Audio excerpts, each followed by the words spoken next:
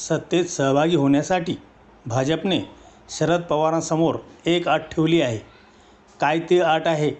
तुम्हाला जर का सत्तेमध्ये सहभागी व्हायचे असेल तर आधी दोन्ही राष्ट्रवादीचं विलिनीकरण करा आणि तरच तुम्ही NDAमध्ये येऊ शकता.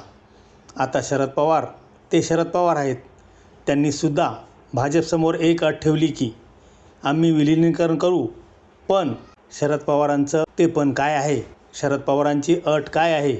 ती शरद पवारांची अट आज आपण या व्हिडिओच्या माध्यमातून जाणून घेणार आहोत.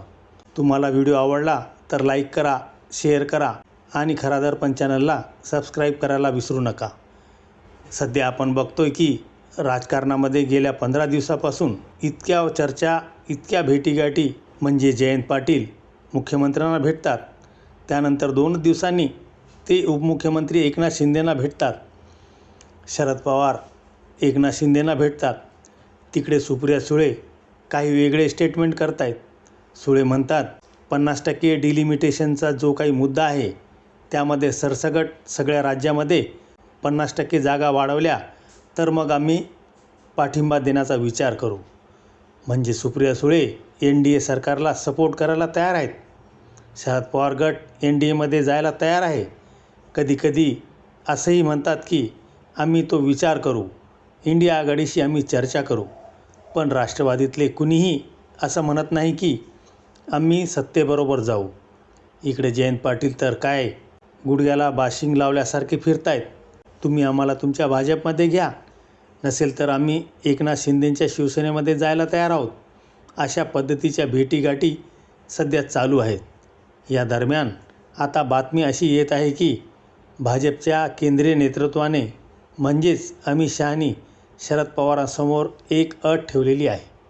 जर तुम्हाला NDAमध्ये यायचं असेल, सत्तेमध्ये सहभागी व्हायचं असेल, सत्तेमध्ये यायचं असेल तर दोन्ही राष्ट्रवादींचं तुम्ही आधी विलिनीकरण करा आणि मगच तुम्ही सत्तेमध्ये सहभागी होऊ शकता.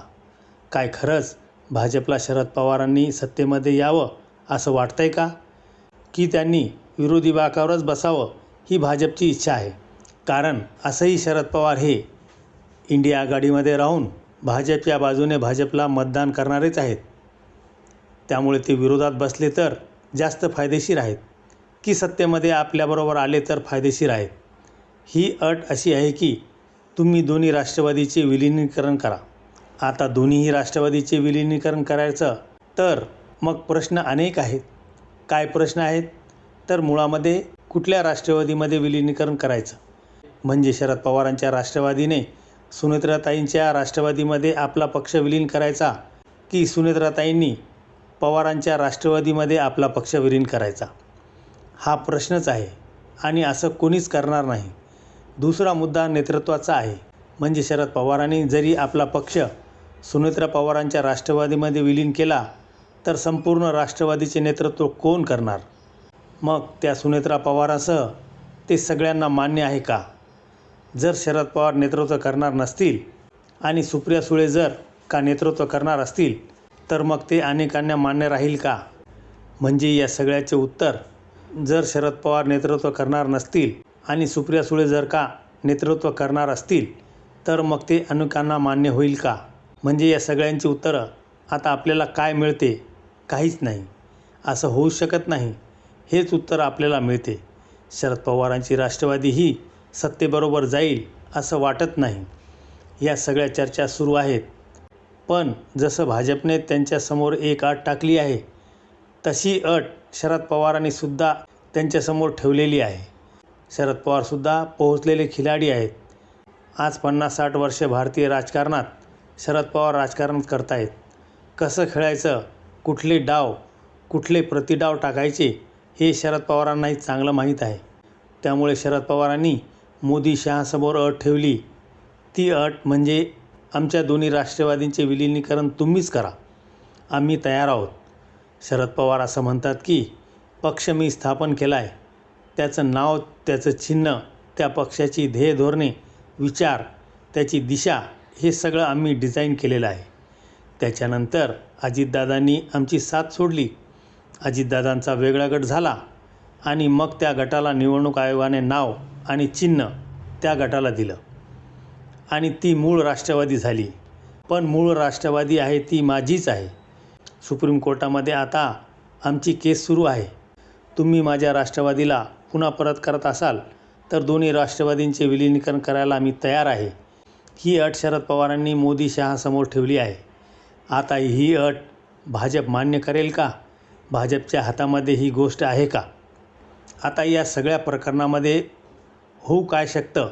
आता पावसाळी अधिवेशन सुरू आहे. या अधिवेशनामध्ये जे प्रामुख्याने विधेयकाबद्दल बोललं जाते की भाजपला विधेयक ही संमत करून घ्यायची आहेत, ती आहेत डिलिमिटेशन आणि वन नेशन वन इलेक्शन. अशा पद्धतीचं विधेयक जर का भाजपला पास करून घ्यायचं असेल, त्याच्यासाठी भाजपने सगळी जमवाजमव सुरू केलेली आहे. त्यांची तयारी झालेली आहे. काँग्रेसने डिलिमिटेशनला पूर्ण विरोध केलेला आहे. काहीही झालं तरी या डिलिमिटेशनला आम्ही पाठिंबा देणार नाही, हे स्पष्टपणे सांगितलेलं आहे. कारण त्याच्यामुळे देशात पुढच्या काळात, आगामी काळामध्ये, भविष्यामध्ये नुकसान होणार आहे आणि म्हणून आम्ही या विधेयकाला पाठिंबा देणार नाही. पण राष्ट्रवादी पवार गट असं म्हणत नाही. ते म्हणतात 50% जर का तुम्ही जे म्हणत आहात 50% प्रत्येक राज्यामध्ये डिलिमिटेशनच्या माध्यमातून प्रत्येक राज्यामध्ये 50% खासदारांची संख्या वाढवू, तसं असेल तर आम्ही विचार करू. आणि त्याचप्रमाणे इतरही काही पक्ष त्याच वाटेवर विचार करताना आपल्याला बघायला मिळत आहेत. त्यामुळे कदाचित या अधिवेशनामध्ये राष्ट्रवादी शरद पवार गटाकडून या विधेयकाला पाठिंबा दिला जाईल.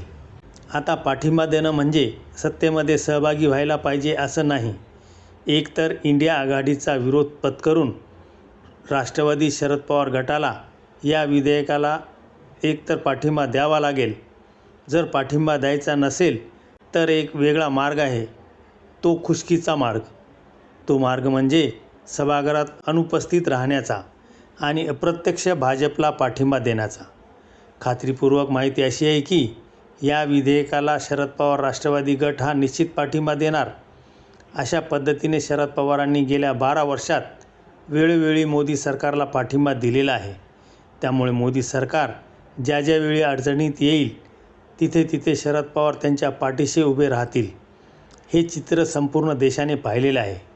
त्यामुळे या ज्या अटी एकमेकांना टाकल्यात याचा अर्थ एवढाच आहे की शरद पवार काही NDAमध्ये सहभागी होणार नाहीत.